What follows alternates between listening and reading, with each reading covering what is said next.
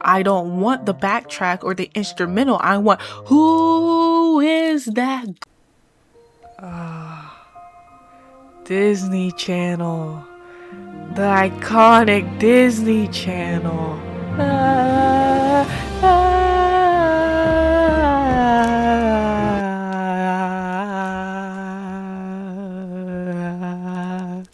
If only Disney stayed Disney. Good Luck Charlie, That's So Raven, Shake It Up, Wizards of Waverly Place, Doll with the Blonde, Hannah Montana, and even Casey Undercover.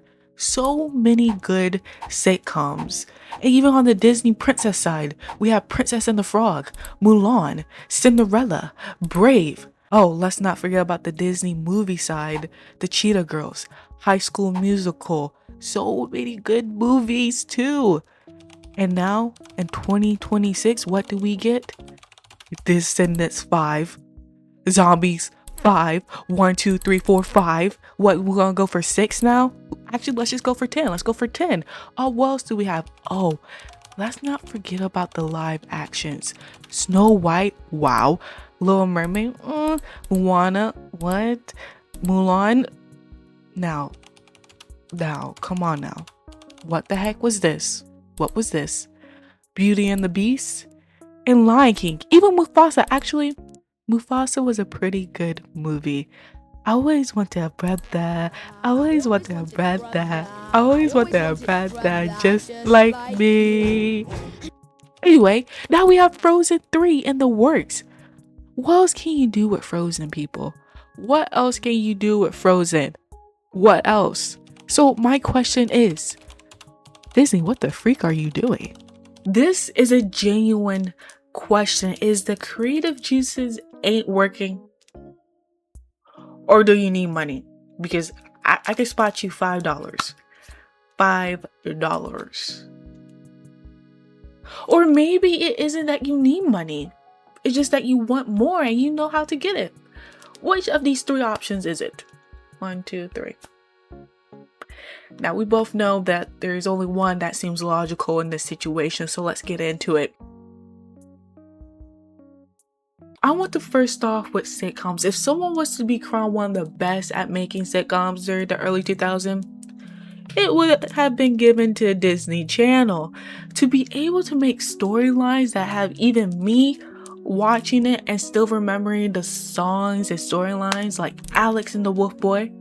I forgot the Wolf Boy names, but I remember his face.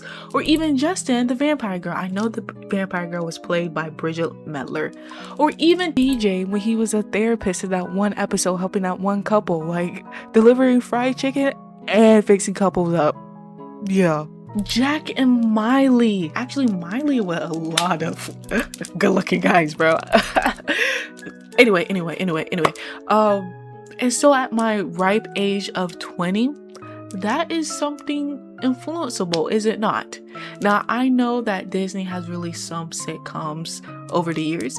Vampiria, Teenage Vampire, was literally 2025. Or even Electric Bloom was supposed to be Cheetah Girls, but not really Cheetah Girls. Anyway, but has anyone noticed that the age range what these sitcoms are intended for is completely different? I would say the sitcoms Disney used to make was for the older teens, 15 and 18. But now it feels like 14 and under. This is important because back in the day, Disney would split its schedule between kids programming in the morning, teen targeted sitcoms in the afternoon. But now most of that teen content is animated kids shows like Big City Green, Marvel adaptations. Disney isn't as strict between the split of teens and kids programming block. Now, the network schedule blends across age groups, with some targeting younger children, other tweens, and other older teens. Is all you gonna get what you gonna get at that time, you know? It's all airing in a continuous block. Why this sudden change? 2 words: TV viewership. Ever since 2016, Disney Channel's audience has dropped by 90%. Who would be able to steal Disney Channel audience attention? if it wasn't Disney themselves. Younger viewerships increased to Disney Plus and other streaming platforms like Netflix and all that stuff. Rather than waiting for a scheduled time slot, you just get your TV shows right then and there whenever you want, with the cost of a few ads, unless you want to pay for that too. This also could be primarily due to the fact that parents probably would like to be able to watch shows like Wonder Man, Marvel movies, or even Hulu with a Disney Plus bundle than telling your child, oh, your show isn't on right now, rather than you watch your show on the phone and tablet and I watch mine on the big screen TV. So what does that lead to? A shift where fewer people are watching shows on the channel, making it harder to justify producing new original sitcoms. Now that reasoning is from the audience side. From the company side, you gotta remember a company is a business and business needs to make money. So if they see the audience are going to Netflix, Prime Videos, even Tubi, well, excuse me, let me get on this. So here comes Disney Plus. Disney now attacks and prioritizes Disney Plus with Marvel, Star Wars, and even Pixar. Why? Because it's a franchise content. People already watch those movies and TV shows and would even watch it over and over and over again. While if Disney were to make a spin-off or reboots of past hits like Bunk from Jessie, it could lead to a loss of freshness after years of reputation. While Stan Lee left a bunch of content to be used for Marvel, and Star Wars is a wide world, anyone can be the next star for their movies, even Pixar is coming out with ideas. The thing that Disney does not do well with is continuing on a series without the same cast. Yeah, they might add in a few new people, but they won't take away all the people from the series before, because that is dangerous territory. The question of what if they don't watch it because Alice isn't in a new spinoff? What if they don't watch it because Raven isn't in Raven Home? Why risk it? So the less or bad sitcoms right now on Disney are due to struggling to compete in a streaming first world. So what is Disney's response to the decline? Remakes. I have realized that Disney is prone to safe producing with a high reward. When I say safe, I mean it already has an audience. Remaking stories like Lion King, The Little Mermaid is a safe strategy to basically guarantee success without having to risk the loss of money and something that does not bring in any revenue, okay, at all. Remakes are true and tested strategy for Disney to bring in a lot of money because it's a classic. If you have a classic, then you don't need pre-production.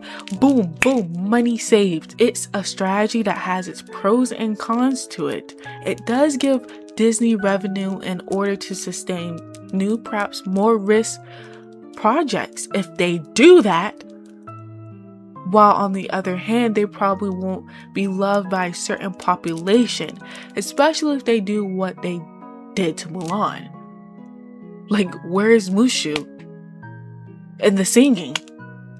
Who is this woman? Who is this woman? Anyway, so in the end, what can we gather from this information? It's all about the money, money, money. It's all about the money, money, money. It's all about the money. They don't care if making a remake of a classic like The Little Mermaid into a live action while using mostly CGI for the underwater scene and not making Ariel hair more bright as the animated movie doesn't make sense. They don't care about that. They don't care that seeing the movie Mulan without any songs sung, I don't want the backtrack or the instrumental. I want, who is that girl I see staring straight back at me? That's they don't care about that. You know what did surprise me though? A live action of Mulan before Frozen. Or Princess and the Frog. Honestly, the best live action Disney movie that they could have done, Pocahontas. I think they could have been easier to do than The Little Mermaid. But let's not get into that because we all know that Pocahontas is not their high grossing freaking movie. because Pocahontas was too deep. Pocahontas was too deep. Let's not get into that. Anyway, that's all I have to say, because I was just like, what are we doing, Disney? And after researching, it all makes sense. What do you guys think about the live action taking over Disney? What do y'all think about that? Because I just told y'all what I think. So with that being said, I'll see y'all around. Bye bye. I have research to do. Bye bye.